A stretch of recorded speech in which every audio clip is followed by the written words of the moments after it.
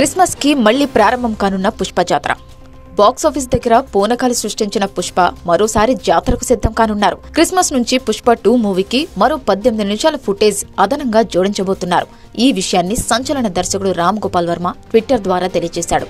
ఇప్పటికే 3 గంటల 20 నిమిషాల నిడివితో థియేటర్లలోకి వచ్చింది పుష్ప 2 మూవీ. ఈ మధ్యకాలంలో ఇంత లెంగ్త్ ఉన్న సినిమా థియేటర్లోకి రావడం ఇదే తొలిసారి. అలాంటిది మళ్లీ దానికి 18 నిమిషాలు జోడించడం అంటే 3 గంటల 40 నిమిషాల పాటు సినిమా సాగనుంది. మధ్యలో వచ్చే బ్రేక్తో కలిపి 4 గంటలు.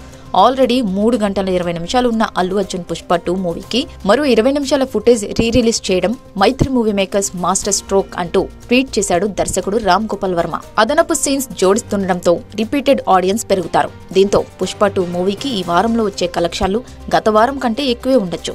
హిందీలో పుష్ప 2 కలెక్షన్లు చూస్తుంటే ఈజీగా 800 కోట్ల రూపాయల క్లబ్లో చేరేలా కనిపిస్తోంది.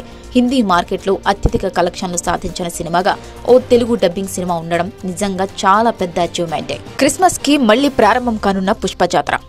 బాక్సాఫీస్ దగ్గర పూనకాలు సృష్టించిన పుష్ప మరోసారి జాతరకు సిద్ధం కానున్నారు. క్రిస్మస్ నుంచి పుష్ప 2 మూవీకి మరో 18 నిమిషాల ఫుటేజ్ అదనంగా జోడించబోతున్నారు. ఈ విషయాన్ని సంచలన దర్శకుడు రామ్ గోపాల్ వర్మ ట్విట్టర్ ద్వారా తెలియజేశాడు. ఇప్పటికే 3 గంటల 20 నిమిషాల నిడివితో థియేటర్లలోకి వచ్చింది పుష్ప 2 మూవీ. ఈ మధ్యకాలంలో ఇంత లెంగ్త్ ఉన్న సినిమా థియేటర్లోకి రావడం ఇదే తొలిసారి. అలాంటిది మళ్లీ దానికి 18 నిమిషాలు జోడించడం అంటే 3 గంటల 40 నిమిషాల పాటు సినిమా సాగనుంది. మధ్యలో వచ్చే బ్రేక్తో కలిపి 4 గంటలు.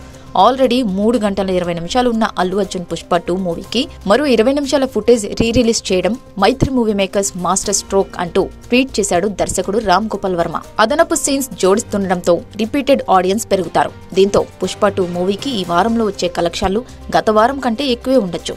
హిందీలో పుష్ప 2 కలెక్షన్లు చూస్తుంటే ఈజీగా 800 కోట్ల రూపాయల క్లబ్లో చేరేలా కనిపిస్తోంది. హిందీ మార్కెట్లో అత్యధిక కలెక్షన్లు సాధించిన సినిమాగా ఓ తెలుగు డబ్బింగ్ సినిమా ఉండడం నిజంగా చాలా పెద్ద అచీవ్మెంటే.